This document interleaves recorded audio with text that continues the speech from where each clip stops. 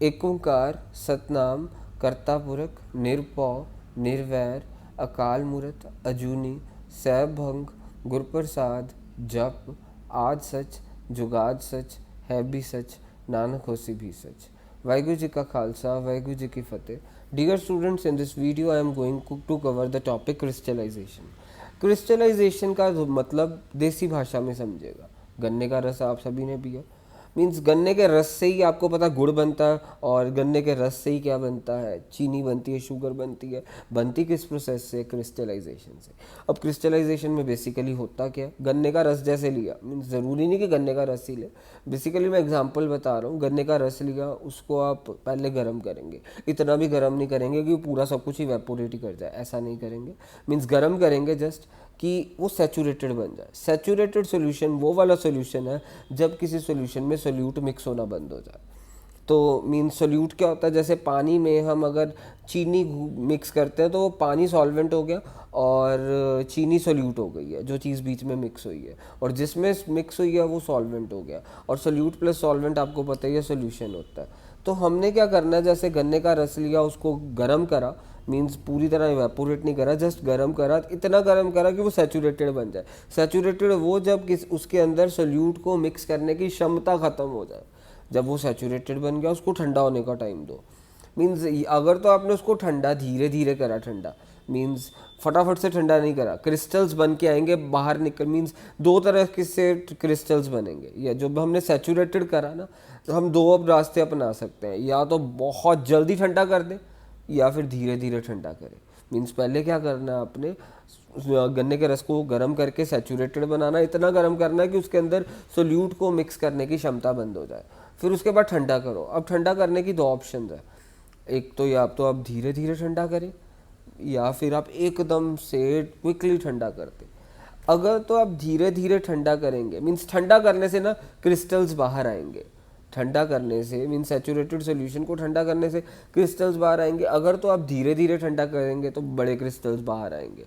अगर आप फटाफट से ठंडा करेंगे, छोटे क्रिस्टल्स बाहर आएंगे। तो देखिए, चीनी शुगर के बड़े छोटे क्रिस्टल होते हैं, मीन्स उसे सैचुरेट मीन्स जो सा भी मीन्स गन्ने के रस को फटाफट से क्या करा जाता है, मीन्स गर्म करने के बाद सैचुरेटेड बनाने के बाद फटाफट से ठंडा करा जाता है, तभी छोटे छोटे क्रिस्टल्स होते हैं। और मिश्री देखी है आपने, मिश्री के थोड़े बड़े क्रिस्टल्स होते हैं। मीन्स गन्ने के रस को क्या करा उन्होंने, बेसिकली गन्ने के रस को पहले सैचुरेट करा, गर्म करके, मीन्स गर्म करके सैचुरेट करा कि उसको उसके अंदर सोल्यूट को मिक्स करने की क्षमता बंद हो जाए। फिर उसके बाद धीरे से ठंडा करा। जब वो धीरे से ठंडा करेंगे, ठंडा करना है सैचुरेटेड बनाने के बाद, ठंडा करना है, धीरे से ठंडा करेंगे तो बड़े क्रिस्टल बनेंगे मिश्री जैसे। अगर आप फटाफट से ठंडा करेंगे, मीन्स ऐसा प्रोसेस लेंगे कि वो फटाफट से ठंडा हो जाए, छोटे छोटे क्रिस्टल्स बनेंगे। तो बेसिकली अब इसकी डेफिनेशन आपने क्या लिखनी है?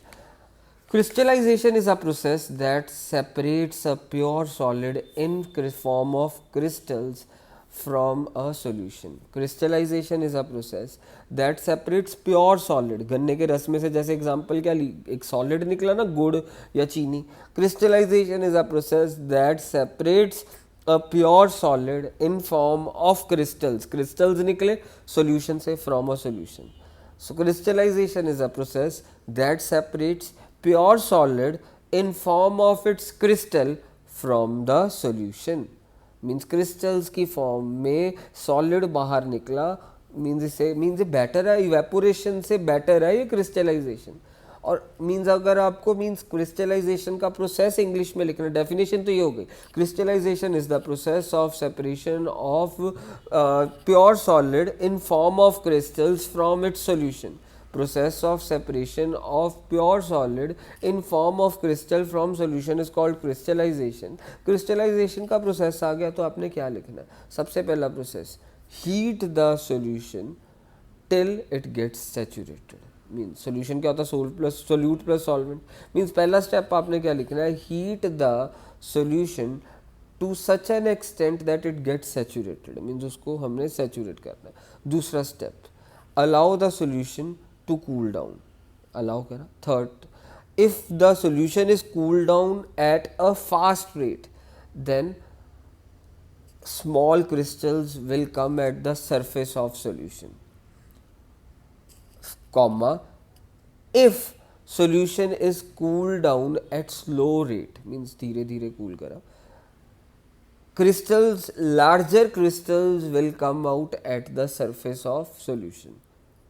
फिर उसके बाद अगला step, separate crystals from the solution by the process of filtration. filtration से हमने अलग कर दिया, वो जो से क्रिस्टल्स तो बाहर निकल गए, अब बीच में जो सा लिक्विड रह गया उसे हम मदर लिक्वर कहते हैं, MOTHER space LIQUOR, mother liquor.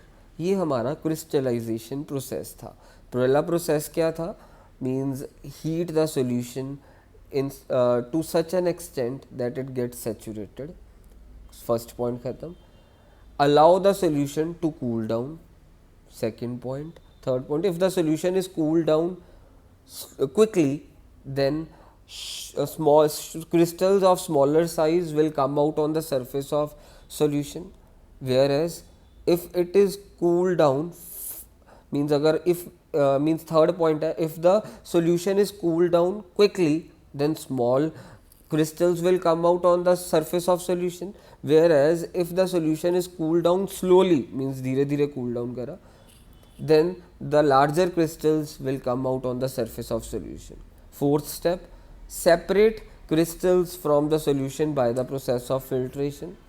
Fifth step, the liquid left behind is known as mother liquor. तो हमारा एक क्रिस्टलाइजेशन हो गया। क्रिस्टलाइजेशन शुगर वाली फैक्ट्रीज में, शुगर प्रोडक्शन में यूज़ हो रहा है। इवन क्या कहते हैं, हमारा क्रिस्टलाइजेशन सॉल्ट की प्रोडक्शन में भी क्रिस्टलाइजेशन मेथड लग रहा है।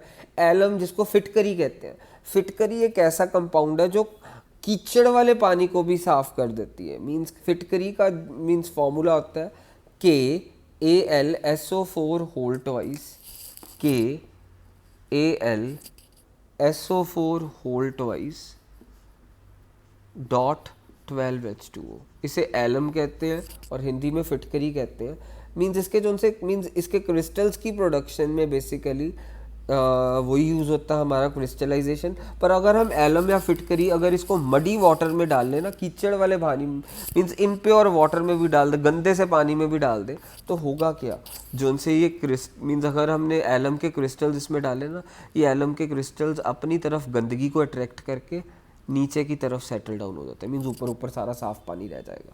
जब हम इसको गंदे पानी में फिटकरी को डालते हैं, बेसिकली ये अपने ऊपर कौन सी चीज़ अट्रैक्ट कर लेता है, गंदगी को अट्रैक्ट कर लेता है, और ये क्रिस्टल्स जो उनसे होते हैं फिटकरी के भारी होके नीचे की तरफ सेटल डाउन हो जाते हैं, ऊपर साफ साफ पानी रह जाता है। इसे फिटकरी कहते हैं और इंग्लिश में एलम कहते हैं। फॉर्मूला इसका ये है KAlSO4 होल ट्वाइस .12H2O। और याद रखना कि जो सी एलम की प्रोडक्शन होती है उसमें भी ये क्रिस्टलाइजेशन ही यूज़ होता है।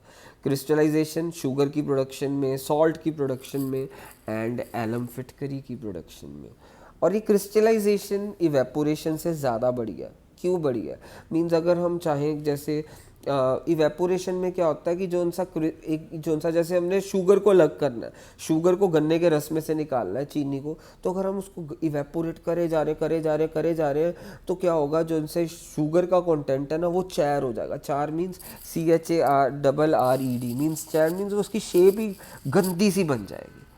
मीन्स जो सा मीन्स हमारे को शुगर कंटेंट चाहिए ना बेसिकली, वो भी चार हो जाता। इवन उसके बाद अगर हम इवेपोरेशन लेंगे, कुछ हमारी इम्प्योरिटीज़ उसके अंदर रह जाती हैं। मीन्स इम्प्योरिटीज़ मीन्स वो क्रिस्टल्स, मीन्स जो सा भी हमारे को चीज़ जैसे शुगर चाहिए, मीन्स जो भी चीज़ चाहिए है, मीन्स क्रिस्टलाइजेशन से तो वो प्योर फॉर्म में निकलती है, बट इवेपोरेशन में वो प्योर फॉर्म में नहीं निकलती है, उसके अंदर इम्प्योरिटीज़ भी होती हैं। तो हम क्या लिखेंगे, some solid decompose on heating.